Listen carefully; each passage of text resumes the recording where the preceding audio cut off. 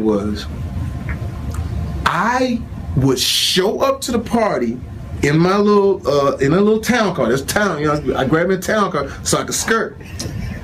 Puff the SUVs and the Bentleys, the whole night. He get out.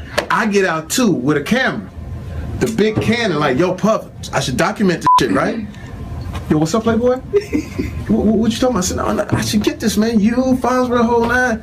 He says, yeah, let him through. Excuse me. So I get this. But at that time, it wasn't like the little camera y'all got. It was the big intrusive Canon. I had a battery pack. Hold on, man. Let me change the pack. Put my light on here. Do that again, Puff. Do that again. I missed that one. Do that again. Put the pack. So I started following him. Wow. So I followed him the whole time. I remember watching Puff at the Beverly Hills Hotel. I'm filming this. And it's a pool party that is ridiculous, man. And I look up and I see Dr. Ruth. I don't know if you know who that is. I see Dr. Ruth. I said, Miss Ruth, could you please come over here? This guy by the name of Sean P. Diddy Combs. I need you to come meet him. I need this for my camera. Dr. Ruth and Puff at the Beverly Hills Hotel pool dancing, doing their thing, right? And you know what they dancing to? Over in the corner, God bless, is Heavy D. Andre Harrell, and they listening to a demo. You know what the demo is? Right. Bum, bum, bum, bum, bum. Beyonce. Oh, that's crazy.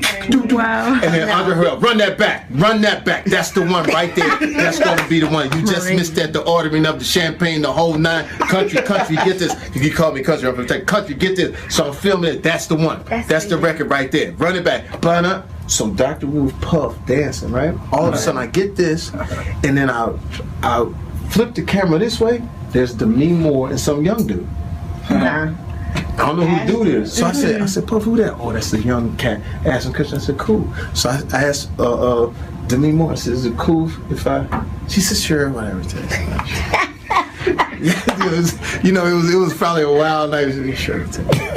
So I watched when they first, got together. So what happened was, I'm following Puff, and his parties were like amazing. We were in Philly one day. I fly to Philly, town car, same business, go up. But Puff say, this party, Playboy, this party right here, I see $1.5 million. I said, nigga, what?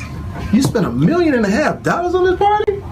I said, you come to my house, I'll throw you a party for $400, and it will rival this, not in scale, but the people there, because that's how I started. I was the first social media dude. When I would do stand-up, I had cue cards. This is 91. I had cue cards, and I would have people sign and put their pager numbers on it. And I would call during the week, yo, I'm gonna be here, I'm gonna be here. So I had 800 signatures, 600 women, 200 guys. So it became a floating party.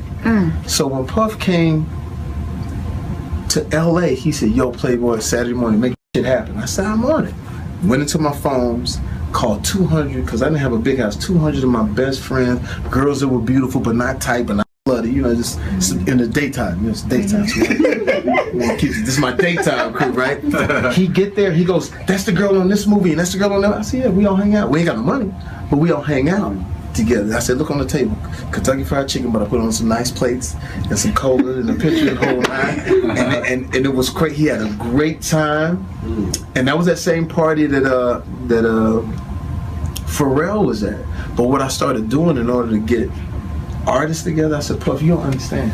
When we watch you from New York, you're bigger than life to us. I said, so the $1.5 million, yeah, you could do that, but it don't matter. Because a New York fitted baseball cap is how much retail? Like $25. $25, right? Yeah.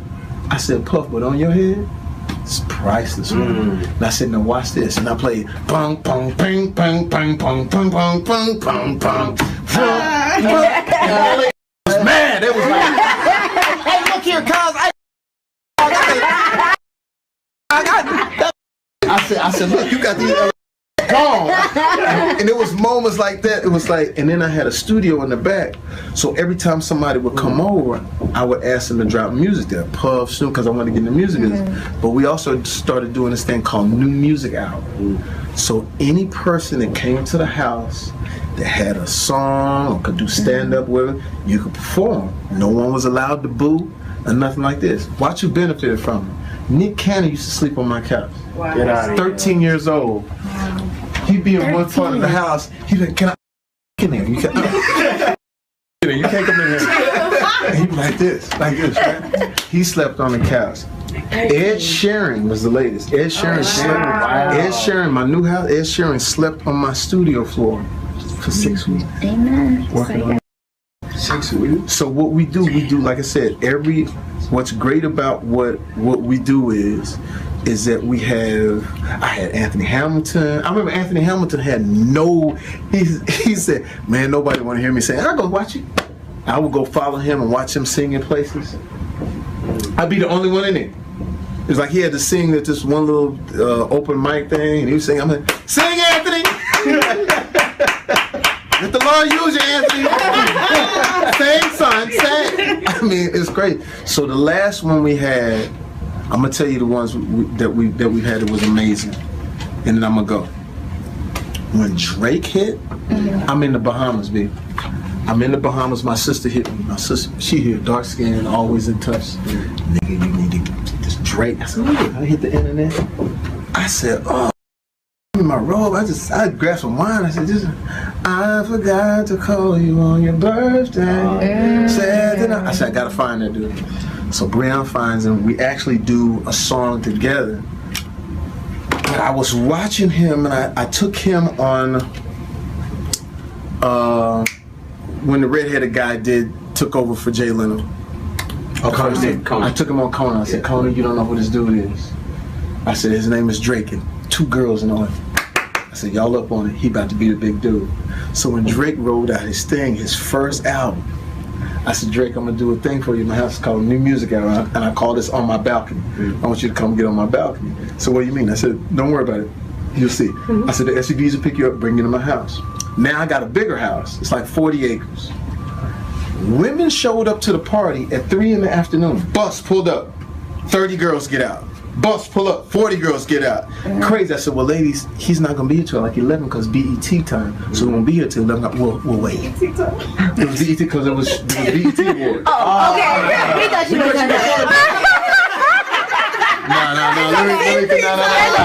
No.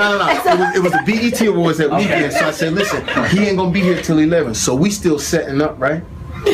By the time he got there, 2,500 people counted in my backyard. When he drove up the driveway, we had a drive-in movie theater poster of him at this artwork. The smooth one with the cut, you know, the peacoat, the smooth. Right, you know what I'm saying? No smiles. It's just he drive up with all his boys, and it's funny before you get your money, everything is too big. Like his Letterman jacket was. He was like, oh man,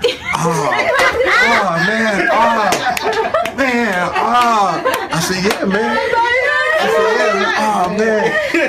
Dog. I said, look at the body. So we get up. I said, hey, Drake. So a few people in the back want to say hi to you.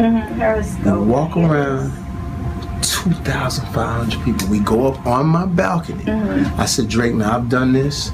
Puff was the first major one. Now it's you. We want to give you your artist. We want to, because you're going to get another hate, but the fact to what you're doing right now. And so we do the interview, and I hand him the mic, and there's all these people down there. And I said, could you just say something to the people? He said, oh man, what'd I say? Sing something. He leaned over the balcony. I'm more than just an option. Party shot through the roof. We do that till about 4 in the morning. Right. Most people leave. We got 200 people left, 200 or 300 people left. I got a pianist to come around 3 in the morning, played all the music unplugged. Rapped his music unplugged. New Music Hour at that time. We sat and we listened to other rappers rap and other people try to get their thing on. They go to like 6 in the morning, wrap it up. Then we moved on to Rick Ross. Did one same situation. Not as many people, but the women. Oh yeah. And Puff knew about it. Puff got there early. And left Rick in LA because I live outside of it. I said, Rick, you better get here. But Puff got he's about to leave with everybody. And they got 300 bottles of Ciroc. It's crazy. And when he showed up, I told the DJ, because I had a DJ in the back, I said, listen, when Rick show up, just start playing these me anything.